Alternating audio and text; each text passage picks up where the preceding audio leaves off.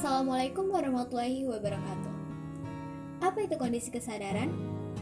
Baik, di video kali ini kita akan membahas tentang kondisi kesadaran.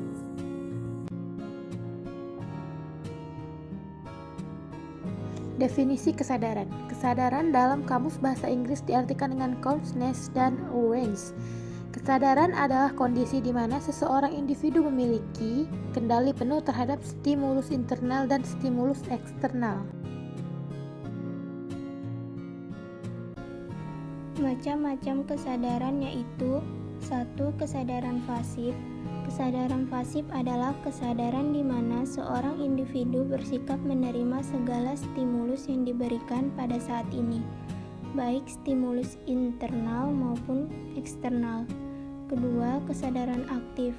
Kesadaran aktif adalah kondisi di mana seorang menitik beratkan pada inisiatif dan mencari dan menyeleksi stimulus-stimulus yang diberikan. Kerangka kerja kesadaran: 1. Attention, 2. Wakefulness, 3. Arsitektur, 4. Pursuit of knowledge, 5. Emotif. Fungsi-fungsi kesadaran. Alasan manusia memiliki kesadaran adalah memungkinkan kita melakukan pergerakan atas kemauan sendiri. Pergerakan atas kemauan sendiri adalah pergerakan yang dibuat berdasarkan keputusan, bukan berdasarkan insting atau refleks. Dengan memiliki kesadaran, manusia akan dapat mengarahkan atensi dan perilaku kepada aspek-aspek dalam lingkungan yang akan menimbulkan hasil akhir yang lebih baik.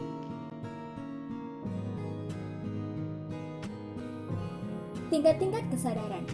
Yang pertama, tidur. Pada siang hari, kita berinteraksi dan secara konstan berada dalam kondisi siaga, melihat ke suatu arah, mendengarkan suatu pesan, atau membawi aroma baru. Namun, ketika kita tertidur, mekanisme kesiagaan tersebut sangat berkurang dan interaksi personal hampir tidak ada. 5 karakteristik gelombang otak menunjukkan aktivitas elektrik saat manusia terjaga dan selama 4 tahap tidur. Yang pertama, alpha, masih dalam kondisi sadar, relax.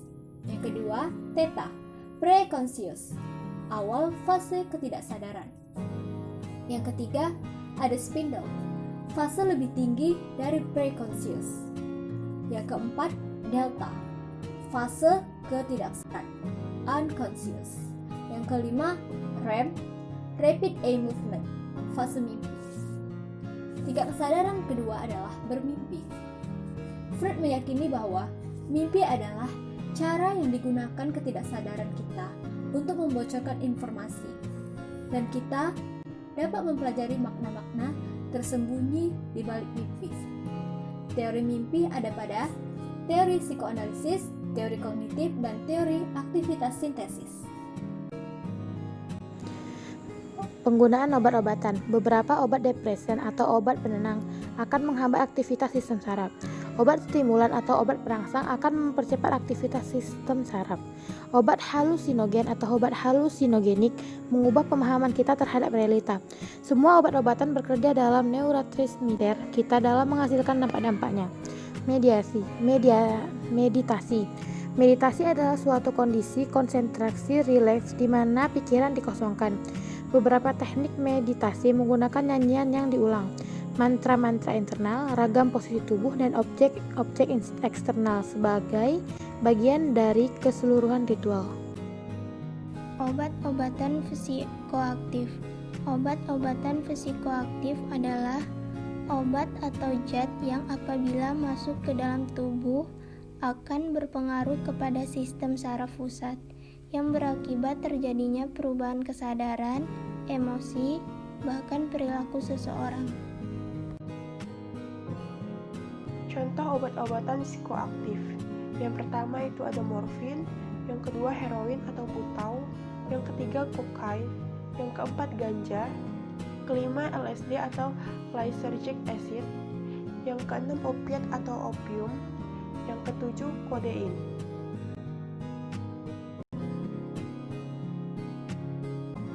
Apa Apa itu hipnosis? Hipnosis secara sederhana adalah suatu ilmu atau seni berkomunikasi dengan alam bawah sadar kita. Hipnotis adalah orang yang melakukan hipnosis.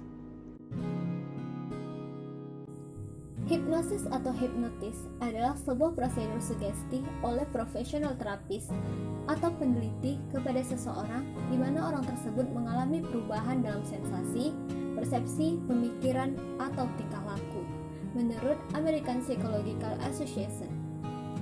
Bagaimana hipnosis atau hipnotis bekerja? Manusia memiliki dua fungsi otak yang berbeda. Yang pertama, otak sadar yang rasional dan analitis. Yang kedua, otak bawah sadar yang mengendalikan emosi dan insting. Dua otak tersebut dalam dunia kedokteran dinamakan frontal cortex dan amigdala. Pada dua otak tersebut ada sistem yang menjadi filter agar tidak semua hal harus dilakukan oleh otak sadar. Biasanya ini dilakukan secara terus-menerus atau latihan. Apakah semua orang bisa dihipnosis? Karena adanya critical area, inilah inti dari proses hipnosis, yaitu membuat critical area beristirahat atau tidak bekerja agar pesan dan perintah yang disampaikan dapat langsung diterima oleh otak bawah sadar. Seni hipnosis ada 4 situasi di mana critical area tidak bekerja. 1. Fokus. 2. Kaget. 3. Lelah atau capek. 4. Mengantuk. Apa kaitan kesadaran dengan kondisi psikologi? Ada 5 tingkatan kesadaran. Yang pertama, kesadaran normal, yaitu individu dalam kesadaran dan kondisi yang baik. Yang kedua, kesadaran menurun. Yang ketiga, kesadaran meninggi.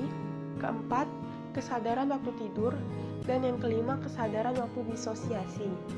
Kesadaran menurun. Kesadarannya berkurang secara keseluruhan, mencakup kemampuan persepsi, perhatian, dan pemikirannya. Contoh amnesia, apatis, somnolensi, sopor, dan subkoma atau koma. Kondisi kesadaran menurun di samping perlu diketahui untuk bisa mengenali posisi kesadaran seseorang, terutama bagi psikolog. Yang ketiga, kesadaran meninggi. Saat seseorang memiliki kesadaran tinggi, dia bisa memberi respon dengan suara yang lebih keras atau gerakan tubuh yang lebih cepat.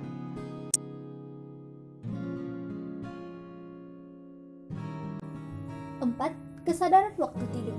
Kesadaran waktu tidur adalah suatu bentuk kesadaran di mana memiliki tanda-tanda kesadaran yang menurun secara reversibel.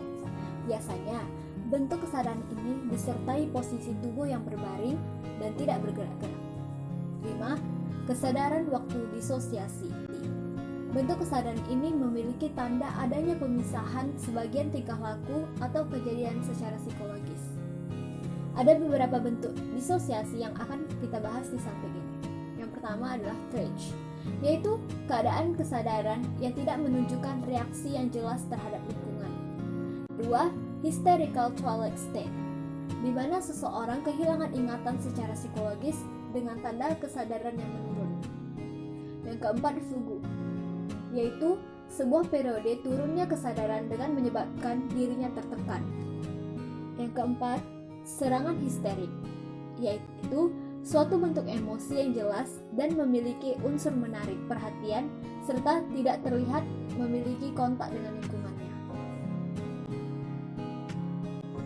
Terima kasih sudah mendengarkan.